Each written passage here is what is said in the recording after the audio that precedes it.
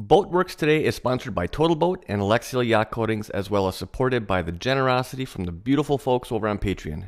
Thank you so much. Holy crap, it works! So welcome back, everybody. Hope you're having a fantastic weekend. My name is Andy with Boatworks today, and this week we're continuing on with the prep work on this little sailboat here to get it ready for the paint demonstration that we're going to be doing here shortly. But specifically in this video, I'm going to be focusing on a question that I get pretty much daily, which is, in a nutshell, it's basically, I've got this damage on my boat, the damage goes all the way through the hull, I don't have access to both sides to actually do the repair correctly. What are my options? Specifically, the area that we're going to be focusing on is right in through here. Now, this is up towards the bow of the boat. This is an area that had been previously patched. I can't say it was quite repaired, but it had been previously worked on, and this is the other area that we're going to be focusing on because this is right there. That's the hole that actually goes completely through the hull. Now, given how close these two areas are to one another, I'm not going to address each of these as two separate areas just because it's going to become a little bit too fiddly. So essentially, I'm going to take these two repairs, or these two areas, and turn them into one larger area so that, well, it'll be the more efficient way of doing this. Now, before we get into this, I want to make one point very, very clear, which is whenever you're dealing with an area that's been damaged and that damage goes all the way through the laminate, especially when it's below the water line, the ideal way or the recommended way of repairing that is to basically do that repair on both sides of the laminate, so both the interior as well as the exterior. You grind them down, dish them back up, so you're essentially making a solid, a solid fiberglass repair from both sides. Now, as we all know, that's not always possible. You don't always have access to both sides of the laminate. For one reason or another, maybe it's buried below the deck without any access to it. That's typically the case. Now, short of, let me back up here. There are some instances where this will not be applicable, all right? If it's a large hole below the water line and sometimes you just have to make access. I mean, that's just, the reality of it. But in this particular situation, this is a small boat, and typically whenever you're dealing with small boats, that usually equates to, small stresses. Big boats, big stresses. Now, on a small little project like this, I am 100% confident in doing the repair that we're going to be outlining here, which is going to be addressing it from one side only. Now, if I were working on, say, like a 40, 50, whatever size boat, and it was a large hole below the waterline, I'm going to be cutting away everything that needs to be cut away to access that from the interior, as well as to be able to do the repair from the exterior. But in this particular situation, there's an inserted molded deck, inside this cockpit or the forward cubby area.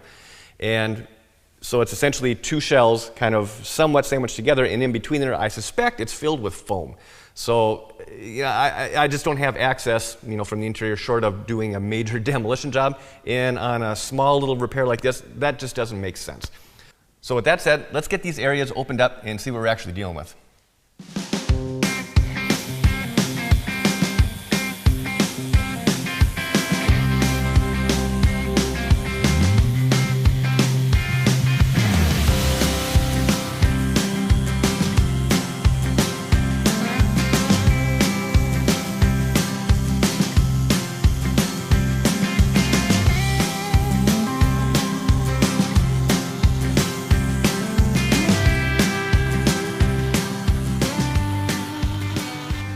All right, so let's do a quick little zoom in and see what we actually have going on here. And honestly, I'm a little bit surprised. I thought for sure that this cavity was going to be filled with foam. At least that's the way it sounded from the interior when I was kind of thumping on it here before I flipped the boat over. But nope, it's just a hollow void in there. Some kind of a little stiffener reinforcement panel right there, but beyond that, I suspect that's more for the deck than the hull. But essentially what I did here is I ground everything back until basically the lines on the crack terminated. And everything in between, well, that just ended up having to get removed. Now on this area up through here, the crack evidently did not go all the way through, but it did go through one layer, but not two layers. Looks like there's two layers of heavy woven on here, or woven roving on here. And that was part of the original construction on the hull. Now in this area here, this ended up being a little bit, actually opened up a little bit more than what I was anticipating. Still not a big deal. But basically what you're looking for is when you're grinding the damage away, you want to basically get it to the ends, say the crack was running in either direction here, you want to grind it back until it stops. So basically you completely remove that crack there as well as here, and it kind of jotted out over in this direction here as well. So the way that we're going to be tackling this is going to be a little bit different than what's conventional here. And just as a real quick little diagram, let's just kind of say that this is actually the thickness of the hull. And kind of extend this out. And then this is the area, the hole that was opened up. And this is what we're looking to repair. Now on a typical repair, you'd try and follow what's called, essentially it's a 12-to-1 rule. So if we were going to be addressing this from both sides of this damaged area, we'd be grinding down, let's say this is the interior and then the exterior side of this laminate. We'd be grinding this down to a taper like that. And then coming in with our new glass, we'd be building this back up until it's actually flush and completely repaired. Now, when you don't have access to both sides of the hull, you need to kind of change that a little bit. So rather than doing the typical 12-to-1 like we did up here, addressing it from both sides, what we're going to be doing is essentially addressing this from one side only, but we still need to run our taper. So now this time our taper is going to run on one side down the full thickness of the damage. Yeah, my corners didn't line up, but I think you get the idea. So that's why this area along the top here, this is ground down to a fine point all the way around, and then we'll be coming in and building up our glass here. Now, one other small change that we're going to do while we're grinding all this out is that, as I just mentioned, typically when you're looking at a repair, you want to try and do a 12-to-1 taper on this. So let's just say for every inch of thickness of laminate that you're going to be repairing, you want to extend your taper out 12 inches, all right? Now, that's if you're doing it from both the interior and the exterior from both sides. Now, when you're only going to be addressing this from one side, just using that same 1-inch thick laminate, instead of doing a 12-to-1, we're going to do closer to like an 18 or even 24-to-1. So we're running that taper out over a much larger area, basically distributing any stress that area might take over a much larger area. Now, on this particular boat, this hull is maybe an 1/8 inch thick. Now, kind of and this is just my general rule, but I try and do a minimum of a 4-inch taper all the way around, just regardless of how thick it is. It's better to be a little bit overkill than under. So I'm going to run this back probably another 3 inches all the way around on one half here, and then we'll be able to start laying up our glass. Now, I don't want to make this hole any larger than it already is. So at this point, because it's already ground down to a fine point, I'm just going to extend that taper back probably another 3 inches, give or take. So now with the taper on here done, now it's time to start thinking about what type of glass we want to use for building this back up. Now, if you've been following my channel for any period of time, you know that there's generally 2 different types of glass that I use, and it's 1.5 ounce chop strand matting and then 1708. Now, I typically use those two in very different ways, but as a general umbrella, I guess, on how to define them. Chop strand matting for me is more as something you use for like cosmetics, and 1708 is what you use for actual structure. So, for example, with chop strand matting, I'll use that layer if I'm doing a repair and the build was all done with 1708. Usually, the last 2 layers that I'll do, that's going to be a finished surface. The last 2 layers that I'll do will be chop strand matting because it's a fabric that sands very smooth. You don't get a whole lot of pitting, and you don't get a lot of print through. Whereas if you try to do that same thing with 1708, you tend to get some texture or print through on that, and you don't get that with chop strand matting. Also, another thing that I'll use the chop strand for is, again, getting back to cosmetics, when I'm going to be going over, I guess, a larger area just to stabilize the surface, which is exactly what I'm going to be doing on this hull overall. That's just going to basically stabilize the surface, prevent any of the surface cracks that are in the existing hull from printing through so that we have a good solid surface for building off of. Now, 1708, it's a structure type of material. So anytime that strength and stiffness matters, sounds kind of weird, but anytime you're looking for, I guess, build and strength, 1708 is going to be your go-to. So that's how I break those 2 different types of fabric down.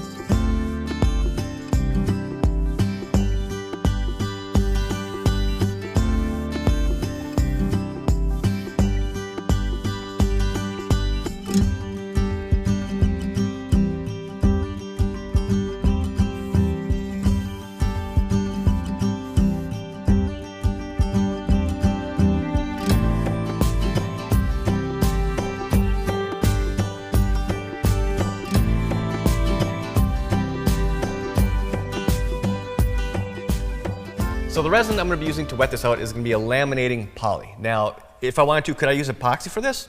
Yeah, absolutely. And to be perfectly honest, given that this is below the waterline, it's actually what I would prefer to use, and it's what I would recommend doing. However, there's always a but. That would kind of create a little bit of an issue with the next step that I'm going to be taking here, which is going to be going over the rest of this hull with a layer of chop strand matting to stabilize the surface so that I have a good foundation for painting on. And well, going over top of epoxy with a polyester resin is just generally frowned upon. So just for the sake of maintaining consistency and always trying to show the correct way of doing it, I'm going to end up using poly for this patch so that when I go over to do the hull, it's going to be poly on top of poly, and there won't be any issues.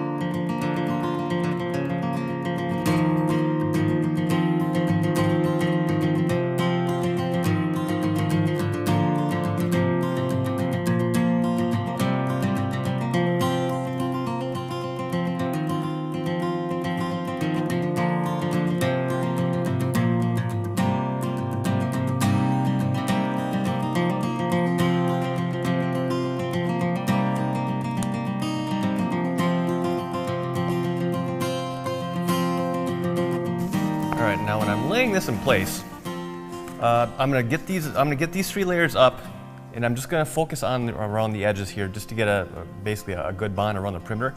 I'm not gonna be able to mess with it too much because I don't want to push down, work the middle and create a bit of a dimple in there. It's probably gonna have a little bit of a dimple regardless, but as much as I can minimize that, that would be great.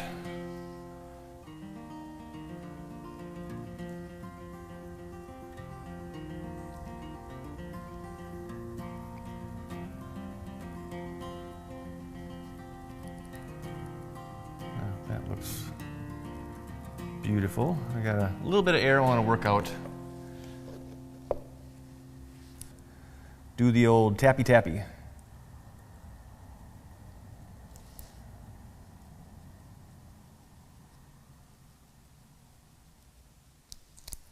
So it's been about an hour and a half, and the stuff it's set up enough where I can start working with it again. So right now, I can look on here and I can see that there's a couple little low spots. And I don't know that this is actually the best angle to try and show this, but holding a somewhat straight edge across here, it's low right in through here, probably about 1/8 of an inch. So an area right there, low about 1/8, and then a small little spot right here that's also low by about 1/8 of an inch. So the hull in this spot has a nice, just a gentle sweeping curvature here. And on those 2 low spots, basically that's going to be where I'm going to be focusing on, but I'm going to fill those in with it's like a thickened polyester resin. It's a structural repair putty. It's got, glass fibers kind of already mixed into it.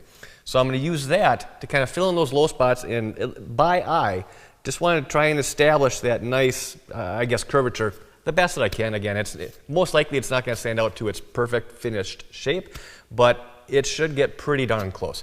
So let me get a couple ounces of this stuff mixed up and troubled it in. Now, one thing I just want to mention is, because this glass was laid up using laminating resin, it's still sticky. I don't need to sand it. I can do anything with it. I can go right over top of it with another polyester-based material, and there will be 0 issues with adhesion.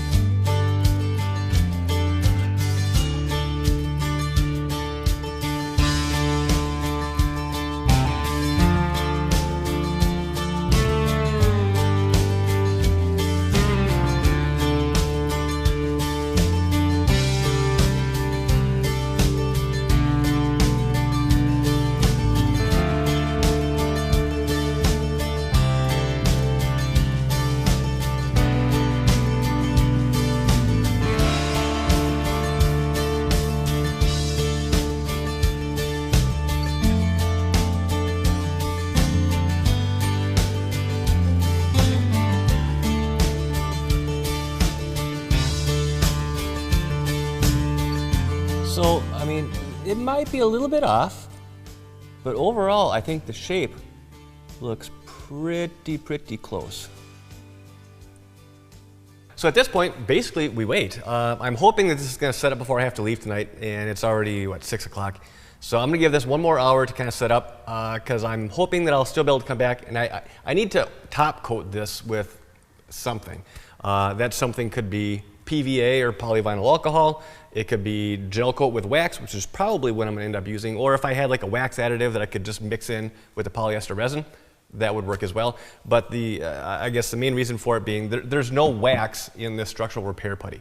So it's essentially still a laminating type of material. So I suppose if I wanted to, after this sets up, I could go over top of this with some more of the structural repair and without any issues. But I don't think I'm going to need to, and I don't want to build it up too much because then it's just going to create more sanding for me tomorrow.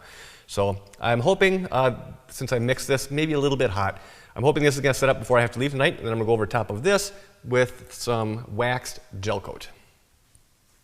All right, so last night before I left, I was able to get the gel coat down here, get this top coated, and seal everything else, so now everything has fully cured. At this point, we're ready to start knocking it down. Now, I'm not anticipating being able to just go over this once, sand it, and have it be perfectly fair and done. Most likely, there's going to be some additional fairing that's going to be needed. So when I'm sanding this initially, I'm not going to be all OCD about trying to get it perfect. I just want to get the edges knocked down and then come back and focus more on the middle and see how, and just kind of assess it, see how things look. So when I'm sanding this, I'm going to, I guess, do it in a particular way.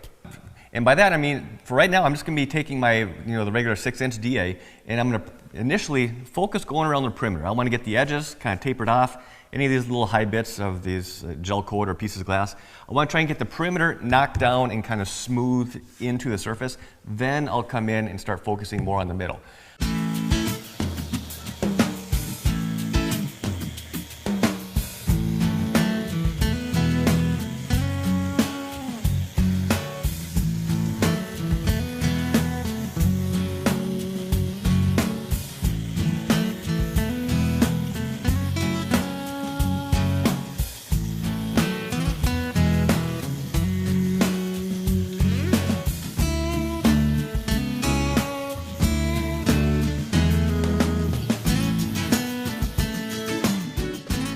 Now overall, this feels pretty good, but there are a couple of flat spots, namely right here, as well as like right in through here. But those are the only two low spots. The rest of this feels pretty good. So I did have to make a couple of quick passes, just in the middle here to scuff it up so I get good adhesion with the fairing compound. But right now, I think this is time to just basically give it a good wipe down and let's get some fairing mixed up.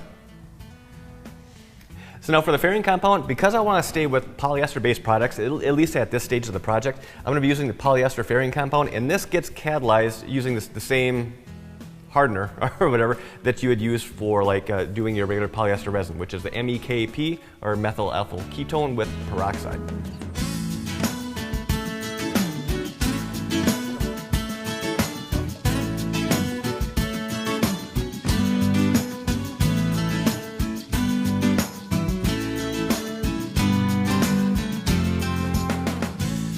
And for spreading it out on here, again, I'm going to be using this, at least to get it put down on the surface here. And then I'm going to switch over to a different type of spreader here.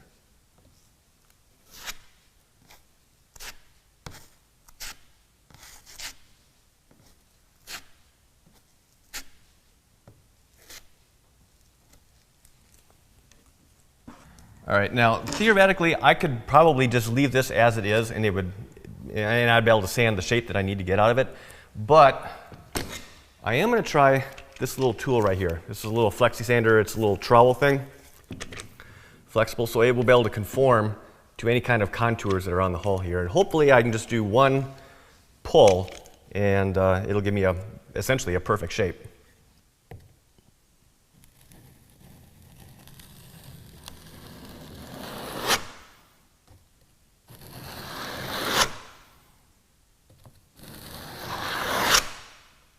There, that's what I was looking for.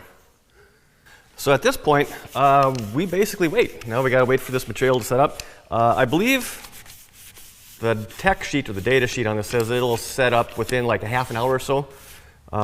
It's still a little, we've had a little cool spell here at the shop weather-wise. So I think that was at like 77 degrees. It'll take like 30 minutes. So it's probably going to be a little bit closer to an hour in my temps here, which is about 68, give or take. So I'm going to get things cleaned up, kind of put away while this does its thing. And we'll be back when it's time to drive the longboard. So it's been about 2 hours since we laid this up, and it feels like it's all set up at least enough to start sanding here. Now for doing this, I'm going to be using a longboard. Whenever you're fairing something, this is really the tool to use. It's just going to give you a consistent, nice sweeping curvature or flat surface, whatever it is you happen to be doing. Now, you can make your own longboard here. I mean, this one is made by FlexiSander for what? Almost 15 years. I tried to find mine. I couldn't find it. I hope I didn't throw it away. It's got has some sentimental value. I put a lot of miles on my old one. But the old one that I used, I made it out of a quarter-inch piece of plywood, that's cut to whatever 2-3 inches wide, and screwed a handle on the front and the back, and boom, you got your longboard. So I'm going to be using this. I'm going to be using 80 grit and just basically going to be going over the surface and knocking everything down. Hopefully I don't have to come back and do any touch-ups. Yeah, so let's just kind of see what we find.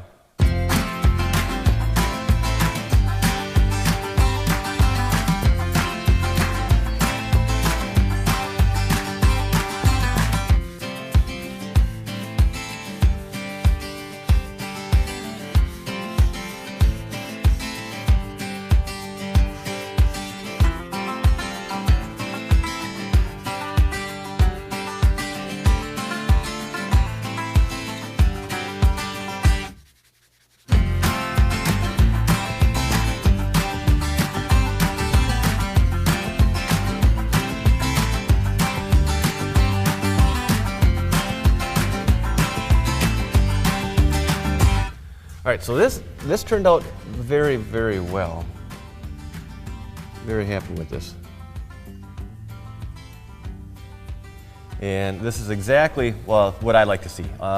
Fairing is not something, at least in my opinion, fairing is not something that should ever be laid up too thick, and there isn't much that's left here. It's wherever you're seeing this white, well, it's actually pink now because of the gel coat that got sanded into it, but wherever you see white, that's where the fairing compound is, and it's not thick at all. We had our two low spots right here and here, or maybe was it right here? I don't know. Anyways, there's evidently 4 low spots right now. And on that note, I'm going to quit while I'm ahead and wrap up this video. So I hope you enjoyed this. I hope you found it helpful. And if you did, please hit that thumbs up button. If you're not already subscribed, hit that subscribe button and the notification bell. Thank you in advance. If you have any questions, comments, leave those down below. And again, just to kind of reiterate from last week, Sunday mornings from 9 to 11 Central Time is when these videos post. If you happen to have any questions or comments, leave those down below, and I'll be able to hopefully try and get back to you there at that time.